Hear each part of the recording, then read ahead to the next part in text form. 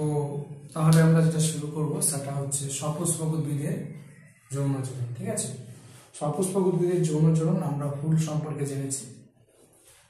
তো এই ফুলটাকে এঁকে নিচ্ছি।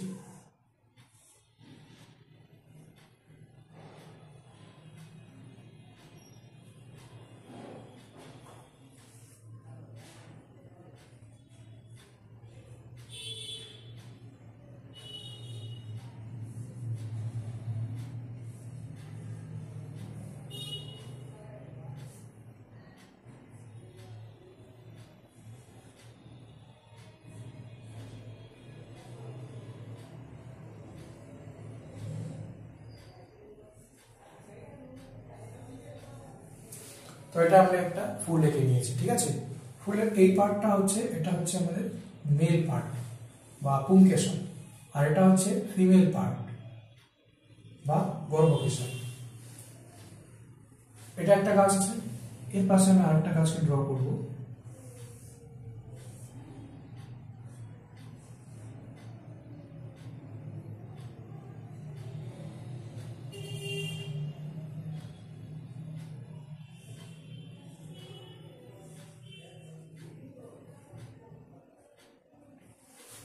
হলো মেল পার্ট আর ফিমেল পার্ট যা আছে। তো এখানে পরাগযোগ সম্পর্কে পড়বো আমরা। পরাগযোগ বা পলিনেশন কি জিনিস? পরাগযোগ বা পলিনেশন কি বলছে? যখন কোনো ফুলের পরাগধানী থেকে পরাগরেণু সেই ফুলের বা সেই গাছের অন্য ফুলের বা অন্য গাছের ফুলের গর্ভমুণ্ডে গিয়ে স্থানান্তরিত হয়, তাকে পরাগ মিলন বা পরাগযোগ বলে।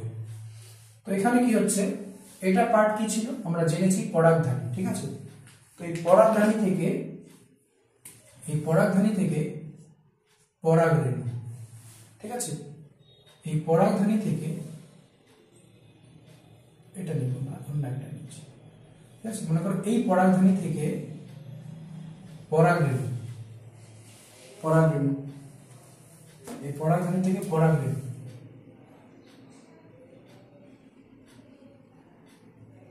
এটা হচ্ছে একটা পরাগরেণু। তো এই পরাগরেণু থেকে কি হয়েছে, পরাগরেণুটা যখন কোনো ফুলের পরাগধানী থেকে, এই যে একটা ফুলের পরাগধানী থেকে পরাগরেণু সেই ফুলের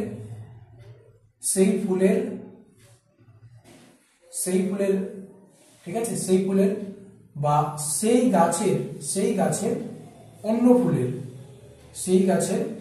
এটা একটা অন্য ফুলের বা একই প্রজাতিভুক্ত অন্য গাছের ফুলে, মানে এটাও মটর গাছ, তো এরা দুজন একই প্রজাতিভুক্ত গাছের ফুলে বা অন্য গাছের ফুলে গিয়ে স্থানান্তরিত হয়, তাকে পরাগযোগ বা পলিনেশন বলে। পলিনেশন তাহলে কি হলো, ফুলের পরাগধানী থেকে পরাগরেণু সেই ফুলের গর্ভমুণ্ডে বা সেই গাছের অন্য ফুলের গর্ভমুণ্ডে বা একই প্রজাতিভুক্ত অন্য গাছের ফুলের গর্ভমুণ্ডে গিয়ে স্থানান্তরিত হচ্ছে। এই যে এই পরাগরেণুটা গিয়ে গর্ভমুণ্ডের উপর পড়ছে, এই ঘটনাটাকে বলছে পরাগযোগ বা পলিনেশন। ঠিক আছে, তার মানে এই পরাগধানী থেকে পরাগরেণু বের হলো, সেই ফুলের গর্ভমুণ্ডে পড়লো বা সেই গাছের অন্য ফুলের গর্ভমুণ্ডে পড়লো বা অন্য ফুলের গর্ভমুণ্ডে পড়লো, অন্য গাছের অন্য ফুলের গর্ভমুণ্ডে পড়লো। ঠিক আছে, অন্য গাছের ফুলের গর্ভমুণ্ডে পড়লো, তখন এই ঘটনাটাকে বলছি আমি পরাগযোগ বা পলিনেশন। আচ্ছা, এটা পরাগযোগ বা পলিনেশন হয়ে গেল। এবার পরাগযোগ বা পলিনেশন যেটা আছে, পরাগযোগ বা পলিনেশন এটা দু রকম হবে। পরাগযোগ যে আছে কিনা, পরাগযোগ বা পলিনেশন দু রকম হবে। একটা হচ্ছে স্বপরাগযোগ,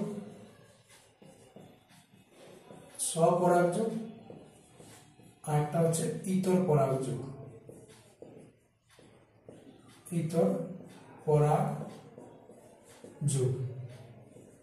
স্বপরাগযোগ বা ইতর পরাগযোগ। স্বপরাগযোগ কি? যখন কোনো ফুলের পরাগধানী থেকে পরাগরেণু সেই পরাগধানী থেকে পরাগরেণু যখন কোনো ফুলে পরাগধানী থেকে পরাগরেণু সেই ফুলে বা সেই গাছের অন্য কোনো ফুলে স্থানান্তরিত হচ্ছে তখন বা গর্ভমুণ্ডের উপর গিয়ে পড়ছে, তখন তাকে বলা হচ্ছে স্বপরাগযোগ। মানে এই গাছেরই পরাগরেণু ওই গাছের যে ফুলে তৈরি হয়েছে ওই ফুলের মোড়ে গর্ভমুণ্ডে পড়লো বা ওই গাছের অন্য কোনো ফুলের গর্ভমুণ্ডে এসে পড়লো, তখন এটাকে বলছি আমি স্বপরাগযোগ। মানে নিজের মধ্যেই পরাগযোগ সম্পন্ন করে নিল। এই গাছের পরাগরেণু এই গাছের মধ্যেই থেকে গেল, এটাকে বলা হচ্ছে স্বপরাগযোগ। কি বলা হচ্ছে? স্বপরাগযোগ। তো কি হচ্ছে, সেই গাছের যে এই যে গর্ভমুণ্ড, এই যে পরাগধানীটা রয়েছে, পরাগধানী থেকে পরাগরেণুটা সেই গাছের ফুলের গর্ভমুণ্ডে পড়ছে বা সেই গাছের অন্য কোনো ফুলের গর্ভমুণ্ডে পড়ছে, তখন তাকে বলা হচ্ছে স্বপরাগযোগ। ঠিক আছে, তখন তাকে বলা হচ্ছে স্বপরাগযোগ।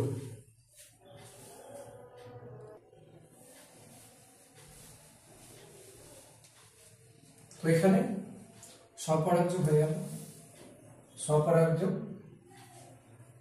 সেই গাছের ফুলের পরাগধানী থেকে পরাগরেণু সেই ফুলে বা সেই গাছের অন্য কোনো ফুলে গিয়ে পরাগরেণু পড়ছে, নিজের মধ্যেই পরাগযোগ সম্পন্ন করছে, এরকম পরাগযোগকে বলা হচ্ছে স্বপরাগযোগ। ইতর পরাগযোগ কাকে বলছে? যখন কোনো ফুলের পরাগধানী থেকে পরাগরেণু সেই একই প্রজাতিভুক্ত অন্য গাছের ফুলের গর্ভমুণ্ডের উপর গিয়ে পড়ে, তখন তাকে বলা হচ্ছে ইতর পরাগযোগ। এই গাছের পরাগরেণু গিয়ে অন্য গাছের ফুলের উপর পড়লো, অন্য গাছের ফুলের গর্ভমুণ্ডের উপর পড়লো, তখন তাকে বলা হচ্ছে ইতর পরাগযোগ। এই গাছের ফুলের পরাগধানী থেকে পরাগরেণু, ঠিক আছে, একই প্রজাতিভুক্ত, এটা মটর গাছ ওটা মটর গাছ, একই প্রজাতি, তো একই প্রজাতিভুক্ত অন্য গাছের ফুলের গর্ভমুণ্ডে গিয়ে পড়লো, তখন তাকে বলা হচ্ছে ইতর পরাগযোগ।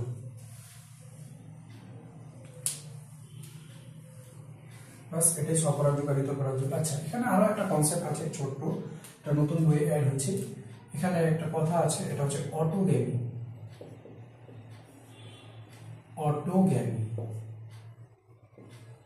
অটোগ্যামি কি? ঠিক আছে, যখন কোনো ফুলের পরাগধানী থেকে উৎপন্ন হওয়া পরাগরেণু সেই ফুলেরই গর্ভমুণ্ডে পড়ছে। এখান এটা একটা ফুল আছে কিনা, এই ফুলের পরাগরেণুটা এই ফুলেরই গর্ভমুণ্ডের উপর গিয়ে পড়ছে, তখন তাকে বলছে অটোগ্যামি। কোন ফুলের পরাগধানী থেকে পরাগরেণু সেই ফুলের আচ্ছা আরেকবার বলছি, কোন ফুলের পরাগধানী থেকে পরাগরেণু সেই গাছের সেই ফুলের উপরই গর্ভমুণ্ডের উপরই পড়ছে, তখন তাকে বলা হচ্ছে অটোগ্যামি। তাহলে এখানে কি টার্ম? একই গাছ একই ফুলের মধ্যে পরাগযোগ সম্পন্ন হচ্ছে, একই গাছ একই ফুলের মধ্যে পরাগযোগ সম্পন্ন হচ্ছে, এটাকে বলা হচ্ছে অটোগ্যামি। ঠিক আছে, তো অটোগ্যামিকে যদি আমি লিখি, তাহলে অটোগ্যামি কি জিনিস?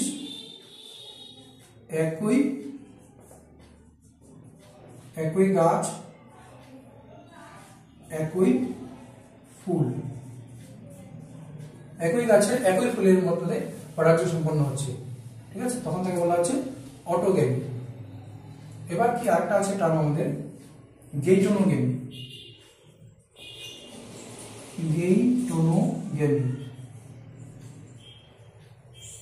গেইটোনোগ্যামি কি আছে? কোন ফুলের পরাগধানী থেকে উৎপন্ন হওয়া পরাগরেণু সেই গাছের অন্য কোনো ফুলের গর্ভমুণ্ডের উপর পড়ে, তখন তাকে বলা হচ্ছে গেইটোনোগ্যামি। মানে এখানে কি একই গাছ আছে, একটাই গাছের মধ্যেই পরাগযোগ সম্পন্ন হচ্ছে, একই গাছ ভিন্ন ফুল। ঠিক আছে, কোন ফুলের পরাগধানী থেকে উৎপন্ন হওয়া পরাগরেণু সেই গাছের অন্য কোনো ফুলের গর্ভমুণ্ডে এসে পড়ে, তখন তাকে বলা হচ্ছে গেইটোনোগ্যামি। মানে গাছটা একই থাকবে কিন্তু অন্য অন্য ফুলের মধ্যে পরাগযোগ সম্পন্ন হচ্ছে, তখন তাকে বলবো আমরা গেইটোনোগ্যামি। এরপরে লাস্ট যেটা আছে আমাদের, সেটা হচ্ছে জিনোগ্যামি। ঠিক আছে, জিনোগ্যামি। এখানে কি কোন ফুলের পরাগধানী থেকে উৎপন্ন হওয়া পরাগরেণু একই প্রজাতিভুক্ত অন্য গাছের অন্য ফুলের উপর অন্য ফুলের গর্ভমুণ্ডের উপর পড়ে তখন তাকে বলা হচ্ছে জিনোগেমি।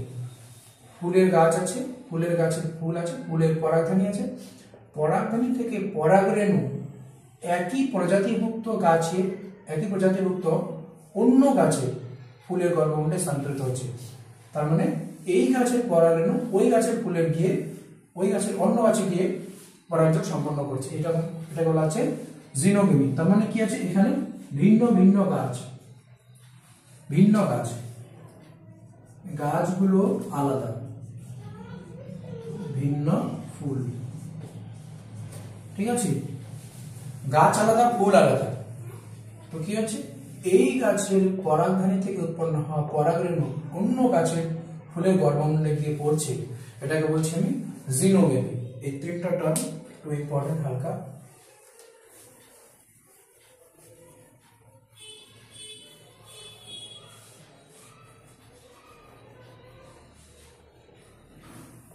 আচ্ছা, এবার আর একটা কথা, এখানে যে পরাগযোগ সম্পন্ন হচ্ছে, এই যে পরাগযোগ সম্পন্ন হলো,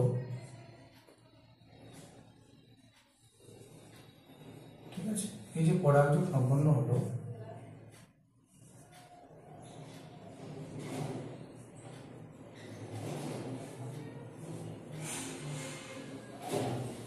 এই যে পরাগযোগ সম্পন্ন হচ্ছে, তো এই গাছের ফুলের পরাগরেণু ওই গাছের গর্ভমুণ্ডে গিয়ে পড়লো, এই গাছের ফুলের পরাগরেণুটা অন্য গাছের গর্ভমুণ্ডে গিয়ে পড়লো, ঠিক আছে।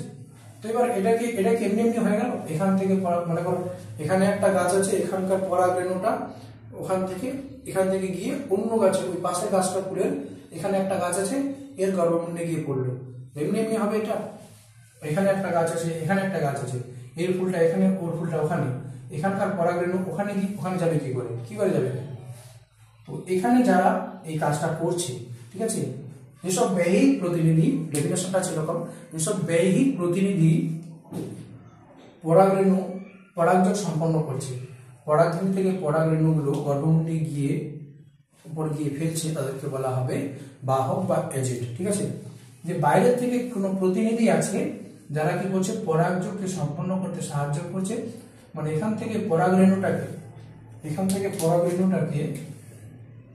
পরাগরেণুটাকে পৌঁছায় দিচ্ছে অন্য একটা ফুলের গর্ভমুণ্ডে, ঠিক আছে। এইসব যারা পরাগযোগ সম্পন্ন করছে, এইসব যে প্রতিনিধি আছে যারা এই কাজটা করছে, তাদেরকে বলা হবে বাহক বা এজেন্ট। বাহক মানে কি, এরা বয়ে নিয়ে যাচ্ছে, এই জন্য বলা হচ্ছে বাহক, এজেন্ট, এরা এই কাজটা করছে, বাহক এই কাজটা করছে, ঠিক আছে। আচ্ছা, এই কাজটা অনেক করতে পারে।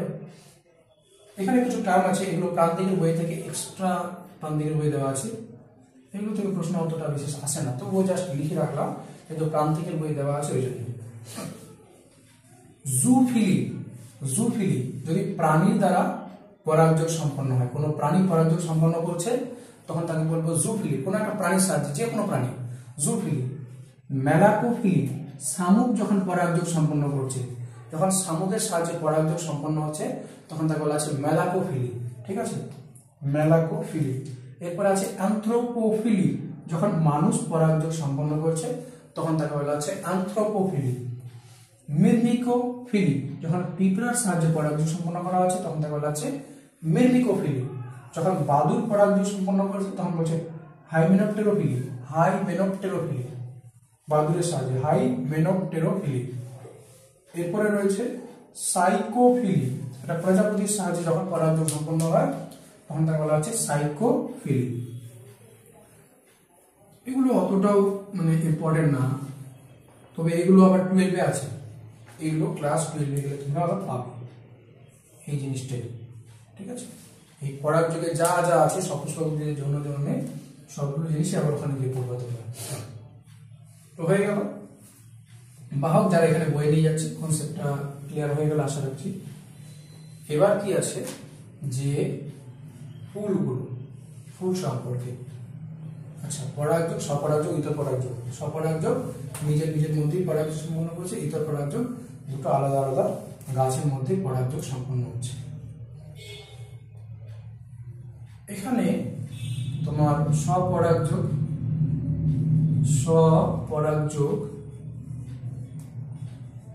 স্বপরাগযোগ আর এদিকে লিখব আমি ইতর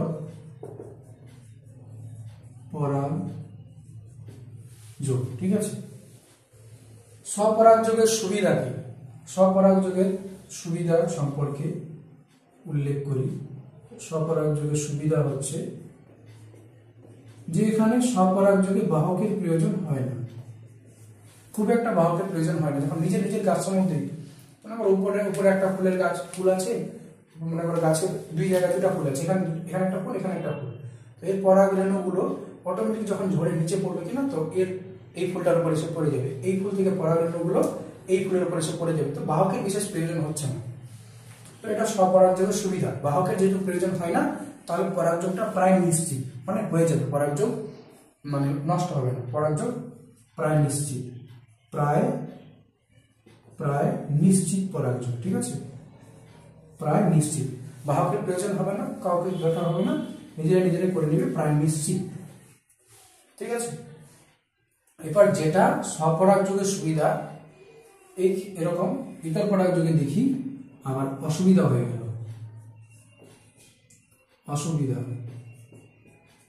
অসুবিধা কি? ইতর পরাগযোগে বাহকের প্রয়োজন হবে। ঠিক আছে, ইতর পরাগযোগ মানে কি? দুটো আলাদা আলাদা উদ্ভিদের মধ্যে পরাগযোগ সম্পন্ন হচ্ছে। এই গাছের ফুলের পরাগরেণু অন্য গাছের ফুলের উপর গিয়ে পড়তে হবে, তাহলে পরাগযোগ সম্পন্ন হবে, এটা হচ্ছে ইতর পরাগযোগ। তো এখানে এই যে এতটা ডিস্টেন্স আছে, দূরত্ব আছে দুটো গাছের মধ্যে, এটাকে তো কভার করতে হবে, তাই না? এটা তো সমস্যা। এখানে বাহকের দরকার হবে, কাউকে না কাউকে বয়ে এখানকার পরাগরেণুটা ওই গাছের এখানকার পরাগধানী থেকে তৈরি হওয়া পরাগরেণুটা এই পরাগরেণুকে অন্য কোনো গাছের ফুলের উপর গিয়ে ফেলতে হবে। ঠিক আছে, তো এটা হচ্ছে ইতর পরাগযোগের অসুবিধা। এখানে বাহকের প্রয়োজন হবে, এখানে বাহক প্রয়োজন হয়, বাহক প্রয়োজন আছে। ঠিক আছে, অসুবিধা কি? যেহেতু বাহকের প্রয়োজন আছে, তো প্রায় কিছুটা অনিশ্চিত প্রক্রিয়াটা অনিশ্চিত, মানে হতেও পারে পরাগযোগ, নাও হতে পারে। এমন ফুল আছে ও পরাগযোগই হলো না, কেন? কারণ ওখান থেকে এই পরাগরেণুগুলো ওই ফুল অবধি পৌঁছালো না, এটা অনিশ্চিত। পরাগযোগ হতে পারে, না হতে পারে, কিন্তু এখানে প্রায় নিশ্চিত, কিছুটা অনিশ্চিত, মানে পুরোপুরি অনিশ্চিত না, কিছুটা অনিশ্চিত। এগুলো হচ্ছে অসুবিধা। এবার এখানে এবার অসুবিধা লিখি। এই যে স্বপরাগযোগে অসুবিধা কি? সুবিধা তো হয়ে গেল যে কোনো বাহকের দরকার হচ্ছে না, এটা সুবিধা হয়ে গেল, বাহকের দরকার হচ্ছে না। এবার অসুবিধা কি হবে? যেহেতু অসুবিধা হবে অনুন্নত ফল ও বীজ, আচ্ছা, যখন গাছটা কি করছে, যখন গাছটা নিজেই নিজের মধ্যে পরাগযোগ সম্পন্ন করছে, সব পরাগযোগ নিজের পরাগযোগ সম্পন্ন করছে, তো এখানে কি হচ্ছে, এখানে যে এখান থেকে যে নতুন যে বীজ তৈরি হবে, বীজ থেকে নতুন যে চারা গাছ তৈরি হবে, ঠিক আছে, বীজ থেকে যে নতুন চারা গাছ তৈরি হবে,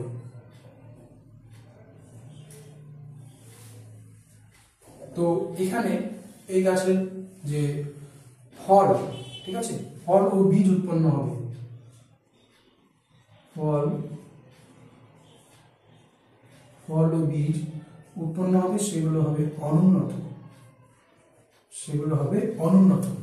ফলগুলো আর বীজগুলো অনুন্নত হবে। এই গাছে যে ফলগুলো তৈরি হবে, বীজগুলো অনুন্নত, তো উন্নত প্রকৃতির হবে না, কারণ নিজের মধ্যে কোনো বিভিন্নতা আসছে না। 2 নম্বর কি হবে? অপত্য উদ্ভিদ, অপত্য উদ্ভিদ দুর্বল হবে। অপত্য উদ্ভিদ, এই যে নতুন উদ্ভিদগুলো তৈরি হবে না, এগুলো দুর্বল হবে, অপেক্ষাকৃত দুর্বল হবে, ঠিক আছে। প্রতিকূল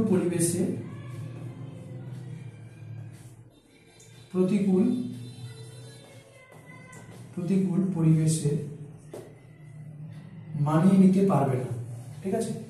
এই যে এগুলো প্রতিকূল, একটু টাফ পরিবেশ যদি চলে আসে, একটু জল বেশি পড়ে গেল, একটু মনে করো রোদ বেশি, তাপ বেশি, জল কম হয়ে গেল বা জল বেশি হয়ে গেল, তো এরকম প্রতিকূল পরিবেশ মানে একটু আনকমফর্ট পরিবেশ, ঠিক আছে, এই পরিবেশটা গাছের জন্য প্রায় উপযুক্ত না, জল কম, গাছের জন্য উপযুক্ত না, গাছ মারা যাবে। তো এরকম প্রতিকূল পরিবেশে এই গাছগুলো সহজে বাঁচতে পারবে না, ঠিক আছে। আর অসুবিধা বলি আমি,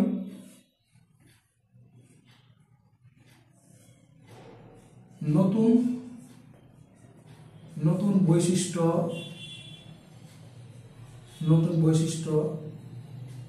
উৎপন্ন হবে না, এই গাছের মধ্যে নতুন কোনো বৈশিষ্ট্য উৎপন্ন হবে না, ঠিক আছে। আর নিজের মধ্যেই পরাগযোগ সম্পন্ন করছে। এবার এখানে এগুলো যেগুলো অসুবিধা হবে না, এদের উল্টা এখানে সুবিধা হবে, সুবিধা।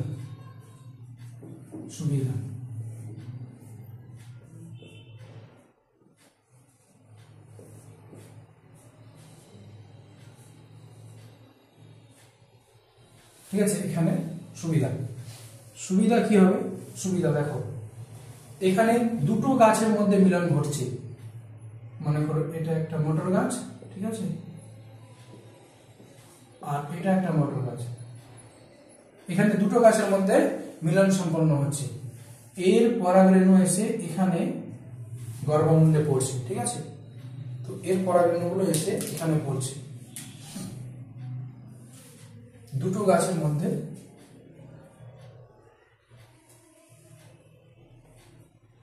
এই গাছের পরাগরেণুগুলো এখানে এসে পড়ছে, ঠিক আছে। যখন বীজ তৈরি হবে, তো বীজগুলো তৈরি হবে এখানে, এখানে প্রথমে ফল তৈরি হবে,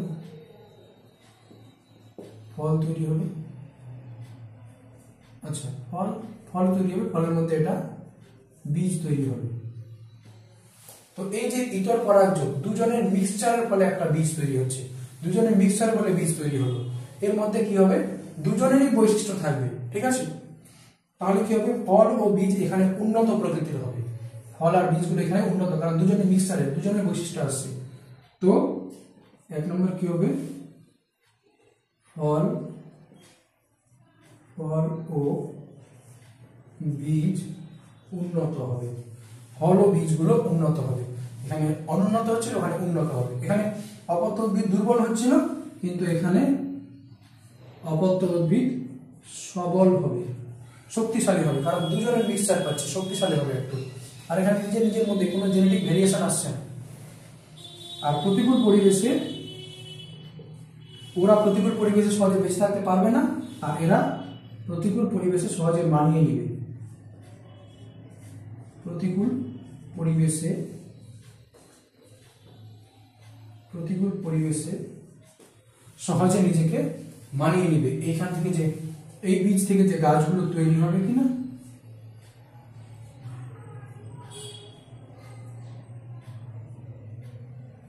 এই গাছ থেকে যে বীজগুলো তৈরি হবে এগুলো বেশ স্ট্রং হবে, প্রতিকূল পরিবেশে নিজেকে মানিয়ে নিবে, প্রতিকূল পরিবেশে নিজেদেরকে বেশ সুন্দরভাবে মানিয়ে নিবে, আর এরা মানাতে পারবে না। এখানে নতুন বৈশিষ্ট্য তৈরি হবে না, অসুবিধা, নতুন বৈশিষ্ট্য আসবে না, কারণ ওর মধ্যেই তো মিক্সার হচ্ছে, ওর মধ্যে আমার নতুন বৈশিষ্ট্য কোথা থেকে আসবে? আর এখানে কি হবে? এর কিছু বৈশিষ্ট্য, দুজনের বৈশিষ্ট্য এর মধ্যে আসবে। তো এখানে এই নতুন গাছের মধ্যে নতুন বৈশিষ্ট্য আসবে, এটা একটা সুবিধা, নতুন বৈশিষ্ট্য আসবে, নতুন বৈশিষ্ট্যযুক্ত উদ্ভিদ তৈরি হবে, নতুন বৈশিষ্ট্য আসবে, দেখা যাবে, ঠিক আছে, এটা হচ্ছে একটা সুবিধা। এই গাছের অঙ্কুরোদ্গম ক্ষমতা, অঙ্কুরণ ক্ষমতা হ্রাস পাবে, এই গাছের যে বীজগুলো তৈরি হবে সহজে অঙ্কুরিত হতে চাইবে না, মানে বীজ থেকে সহজে চারা গাছ বেরোবে না, আর এদের অঙ্কুরণ ক্ষমতা বৃদ্ধি পাবে, অঙ্কুরণ ক্ষমতা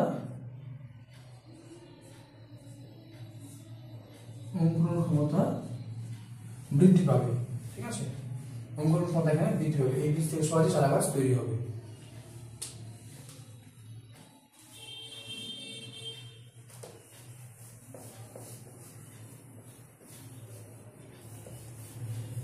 এবার একটা জিনিস কি, যে তোমার এখানে নতুন বৈশিষ্ট্য আসছে না, এটা এর জন্য ক্ষতিকর, ঠিক আছে, কিন্তু এখানে নতুন বৈশিষ্ট্য আসবে, এটা একটা ক্ষতিকর হয়ে যাবে।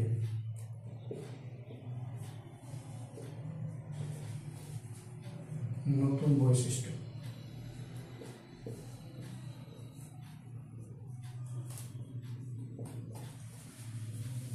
দুটো গাছের, এটা একটা গাছ, এটা একটা গাছ, এই যে দুটা গাছের বৈশিষ্ট্যগুলো এর মধ্যে আসবে, নতুন চারা গাছটার মধ্যে আসবে, ঠিক আছে, নতুন চারা গাছটার মধ্যে আসবে।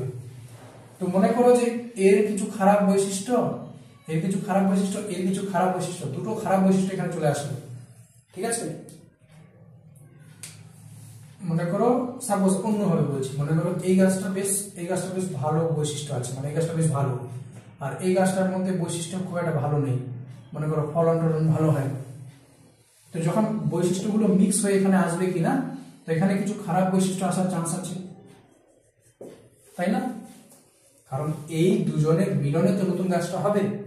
তো এর ভালো বৈশিষ্ট্যগুলো আসছে, সঙ্গে যদি এর খারাপ বৈশিষ্ট্যগুলো চলে আসে, দুজনের মিক্সচারে যে আসছে, এর ভালো বৈশিষ্ট্যগুলো আসুক, কোনো অসুবিধা নেই, ঠিক আছে।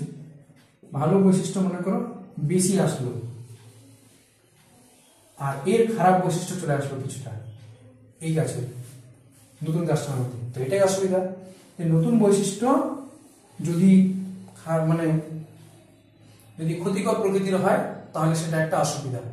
নতুন বৈশিষ্ট্য যে গাছের মধ্যে আসছে কিনা, এটা যদি ক্ষতিকর প্রকৃতির হয়, তো সেটা একটা অসুবিধা। যেমন এর ভালো ভালো বৈশিষ্ট্যগুলো চলে আসলো, কোনো সমস্যা নেই, ঠিক আছে, কিন্তু এর কিছু খারাপ বৈশিষ্ট্য চলে আসলো, তো নতুন যে আমরা উদ্ভিদটা পাবো খারাপ বৈশিষ্ট্য যুক্ত পাবো। তো নতুন বৈশিষ্ট্যগুলো ক্ষতিকর হলে তখন সমস্যা, হার্মফুল হলে তখন সমস্যা।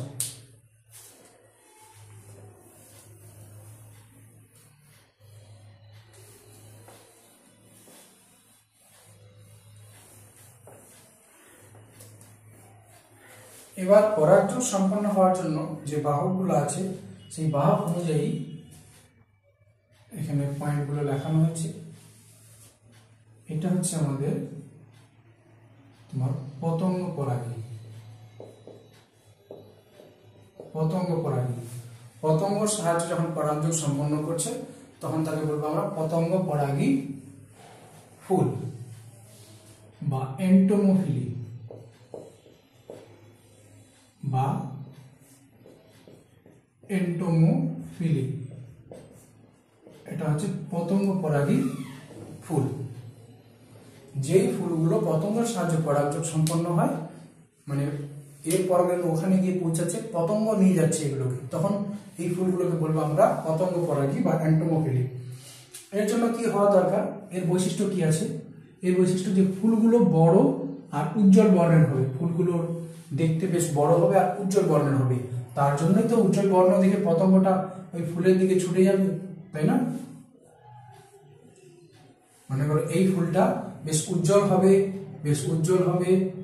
আর কি হবে, বেশ সুগন্ধ ছড়াবে, তারপরে তো পতঙ্গটা এর দিকে আকৃষ্ট হয়ে আসবে। তো ফুলগুলো বড় আর উজ্জ্বল বর্ণের হবে। তারপরে কি বলছে, মিষ্টি রস বা ফুলের মধ্যে এখানে নেকটার থাকবে ও গন্ধ থাকবে, ফুলের একটা স্মেল থাকবে। মনে করো সুগন্ধ হতে পারে, আবার দুর্গন্ধ হতে পারে। গন্ধ লেখা হয়েছে, বলেনি যে সুগন্ধই হবে, ফুলটা সুগন্ধ করবে, মনে করো সুগন্ধে পতঙ্গগুলো আকৃষ্ট হয়ে চলে আসবে এখানে, বা দুর্গন্ধ করতে পারে ফুলটা, দুর্গন্ধে কোনো কোনো পতঙ্গ আকৃষ্ট হয়ে যাবে। যেমন একটা গাছ আছে, সব থেকে বড় ফুলের গাছ আছে র্যাফলেসিয়া, ঠিক আছে। এই র্যাফলেসিয়া কি আছে, র্যাফলেসিয়ার ফুলটা কিন্তু খুব দুর্গন্ধ ছড়ায়, ঠিক আছে। র্যাফলেসিয়ার ফুলটা খুব দুর্গন্ধ ছড়ায়, পচা মৃতদেহের মতো দুর্গন্ধ ছড়াবে র্যাফলেসিয়া। কর্পস ফ্লাওয়ার বলে, কর্পস ফ্লাওয়ার, ঠিক আছে, মানে লাশের মতো দুর্গন্ধ ছড়াবে। র্যাফলেসিয়া সব থেকে বৃহত্তম ফুল, বড় ফুল, ঠিক আছে। তার কি হচ্ছে, তার ফুলটা এই দুর্গন্ধ ছড়ায়। আর অনেক ফুল আছে যেগুলো সুগন্ধ ছড়ায়। তো ফুলের মধ্যে মিষ্টি রস থাকবে, যে মিষ্টি রসটা সংগ্রহ করার জন্য পতঙ্গগুলো ছুটে আসবে, সুগন্ধ শুনে পতঙ্গগুলো ছুটে আসবে, উজ্জ্বল বর্ণ দেখে পতঙ্গগুলো ছুটে আসবে, ফুলের প্রতি আকৃষ্ট হবে। গর্ভমুণ্ড হবে অমসৃণ ও আঠালো, এই যে গর্ভমুণ্ড রয়েছে, এর আগে দিন আমরা পড়েছিলাম। এটা হচ্ছে গর্ভমুণ্ড, এই পার্টটাকে কি বলা হয়, স্টিগমা বা গর্ভমুণ্ড।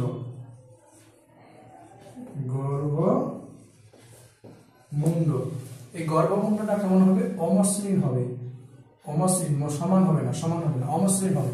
আর কি হবে, আঠালো, মানে আঠার মতো, যেন এখানে আসলেই পরাগরেণু আটকে যায়, এরকম আঠার মতো হবে, আঠালো। পরাগরেণু সুস্বাদু, পরাগরেণু, এই যে পরাগরেণু ফুলের পরাগরেণুগুলো তৈরি হয় কিনা এগুলো বেশ সুস্বাদু হয় আর পুষ্টিকরও হয়, এই জন্য একে ফুড সাপ্লিমেন্ট হিসেবে অনেক সময় ইউজ করা হয়, মানে খাদ্য হিসেবে ইউজ করা হয়। আচ্ছা, এগুলোই যেগুলো পতঙ্গ পরাগী ফুল আছে তার এগুলোই বৈশিষ্ট্য। পতঙ্গ পরাগী ফুলের উদাহরণ আছে আম, সূর্যমুখী, এছাড়াও সরষা, আমরা যেগুলো দেখি তার মধ্যে পতঙ্গ ফুল ঘুরে বেড়ায় সেই ফুলগুলো হবে আমাদের, ঠিক আছে। এবার এখানে যেটা আছে লাস্ট লাইনটা, এটা চলে গেল পতঙ্গ পরাগী। এবার যেটা আছে এটা হচ্ছে পাখি পরাগী। পাখি পরাগযোগ সম্পন্ন করছে একে বলা হবে অর্নিথোফিলি। অর্নিথোফিলি, অর্নিথোফিলি, অর্নিথোফিলি। অর্নিথোফিলি কি হবে এটা? অর্নিথোফিলির 1 নম্বর যে বৈশিষ্ট্য ওটা এইটাই। অর্নিথোফিলি পাখি পরাগী ফুলগুলো, এগুলোর ফুলগুলো উজ্জ্বল বর্ণের হবে, বড় হবে, 1 নম্বর। 2 নম্বর কি? মিষ্টি রস। অর্নিথোফিলি ফুলগুলোর মধ্যে মিষ্টি রস থাকবে এবং কি হবে এখান থেকে সুগন্ধ ছড়াবে, যার জন্য পাখিগুলো আকৃষ্ট হবে।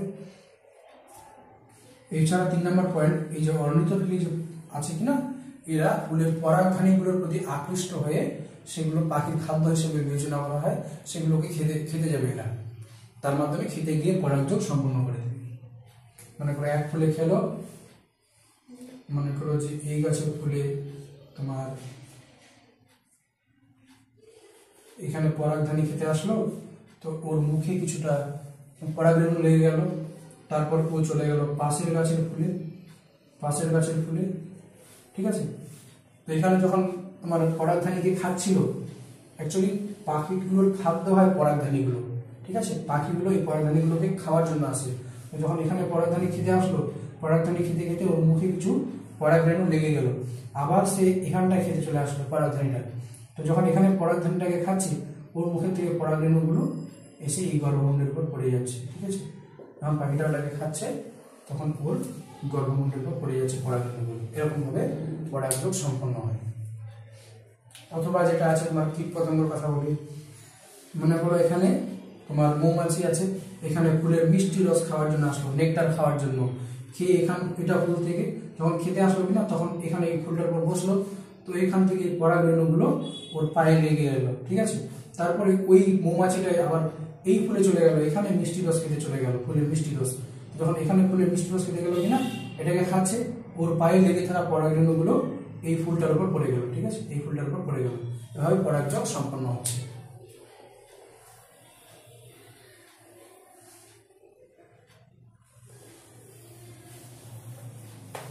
আচ্ছা, এগুলো হচ্ছে পতঙ্গ পরাগী, পক্ষী পরাগী। এরপরে যেটা আছে বায়ু পরাগী। বায়ু পরাগী যাকে বলা হয় অ্যানিমোফিলি।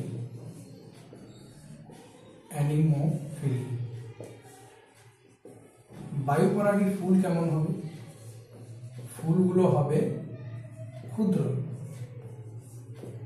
ঠিক আছে। ফুলগুলো ছোট ছোট হবে আর অতটা উজ্জ্বল হবে না, অনুজ্জ্বল হবে, ঠিক আছে।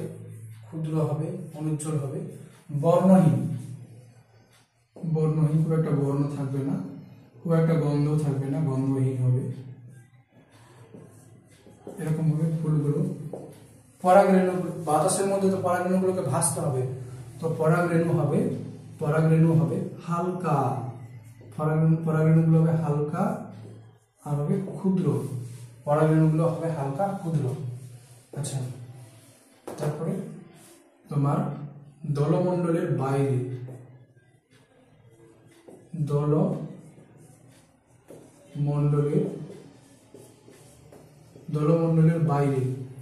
দলমণ্ডলের বাইরে পরাগধানী থাকবে,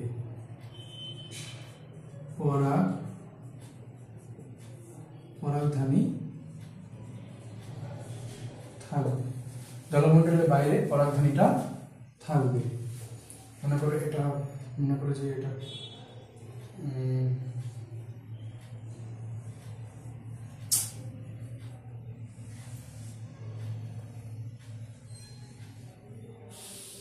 হলো।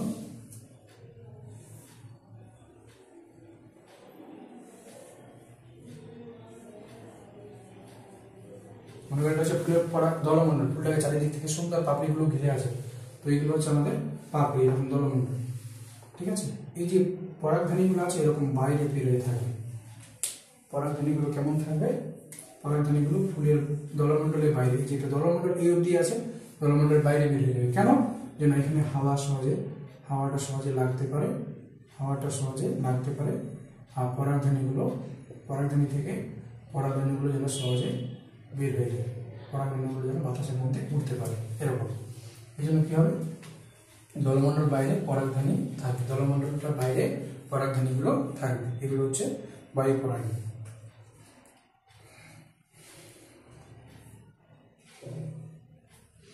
গর্ভমুণ্ড হবে রোমস আঠালো। গর্ভমুণ্ড কি হবে? এই ফুলের গর্ভমুণ্ডগুলো হবে রোমস আঠালো ও পক্ষল। রোমস আঠালো ও পক্ষল। আচ্ছা, গর্ভমুণ্ডগুলো হবে, আচ্ছা,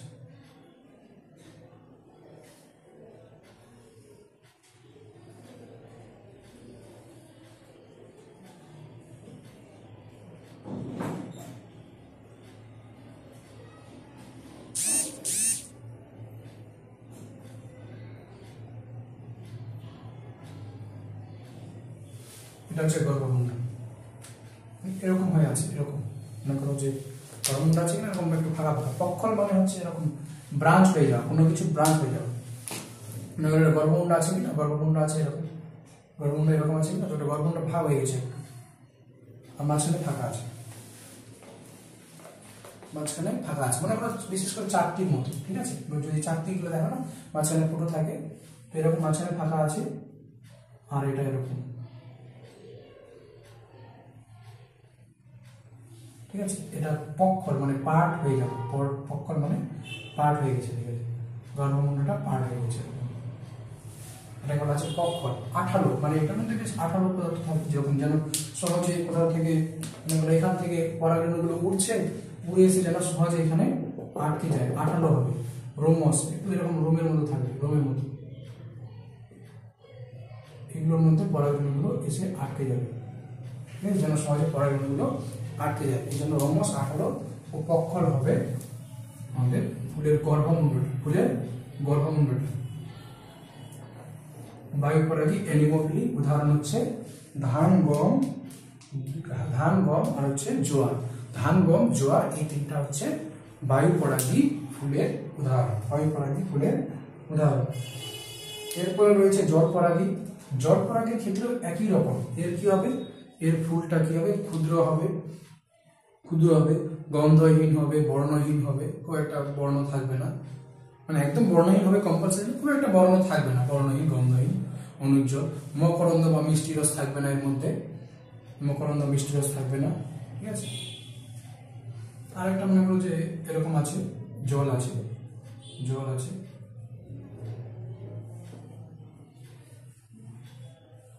এবার মনে করো জলের তলা আছে, এটা জলের তলায় এটা গাছটা আছে, ঠিক আছে। তো এবার এখানে যে ফুলগুলো থাকবে কিনা, ফুলের অংশগুলো এরকম কুণ্ডলীকৃত থাকতে পারে, ফুলের অংশগুলো এরকম কুণ্ডলীকৃত থাকতে পারে। এটা মনে করো ফুল আছে, ফুলের এই যে পুষ্পদণ্ড আছে, এটা কুণ্ডলীকৃত মানে এরকম পেঁচানো, কুণ্ডলীকৃত হয়ে আছে। এই কুণ্ডলীকৃতটা কি হবে? যদি জলটা বেশি আরো হাই লেয়ারে চলে যায়, মানে জলটা বেশি হাই লেয়ারে আছে, তাহলে এটা এই কুণ্ডলীকৃত পেজটা যেটা খুলে যাবে, খুলে গিয়ে এরকম হবে। মনে করো কুণ্ডলীকৃত খুলে গেছে, মনে করো যেটা পেঁচানো ছিল না, কুণ্ডলীকৃত পেঁচানো ছিল, সেটা হালকা খুলে গেছে, দিয়ে ফুলটা জলের উপর তলে চলে আসছে, ঠিক আছে। আর এই দিক থেকে পরাগরেণু আসবে, জলের উপর ভাসতে ভাসতে পরাগরেণু এখানে চলে আসলো, এসে তারপরে পরাগযোগ সম্পন্ন হবে। এইভাবে পরাগযোগ সম্পন্ন হবে। এখানেও যে জলপরাগী আছে, জলপরাগীতেও কি হবে? যে এর পরাগরেণুগুলো হালকা হবে। কেন হালকা হবে? যেন জলের মধ্যে বা উপরে সহজে ভাসতে পারে, এই জন্য পরাগরেণুগুলো হবে হালকা। ঠিক আছে, আর পরাগরেণুগুলো যেন জলে না ভিজে তার জন্য তার বাইরে বিশেষ আবরণ থাকবে, যেন জলের মধ্যে না ভিজে।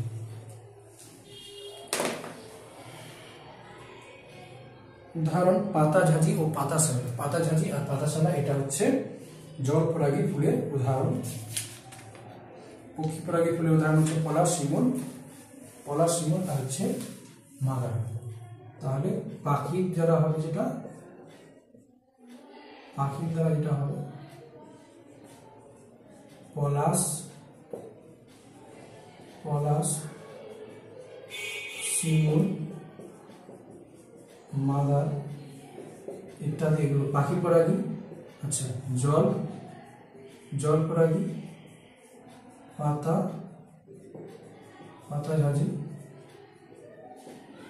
পাতা শেওলা, পাতাঝাজি ও পাতা শেওলা ইত্যাদি, এগুলো হচ্ছে আমাদের জল পরাগী।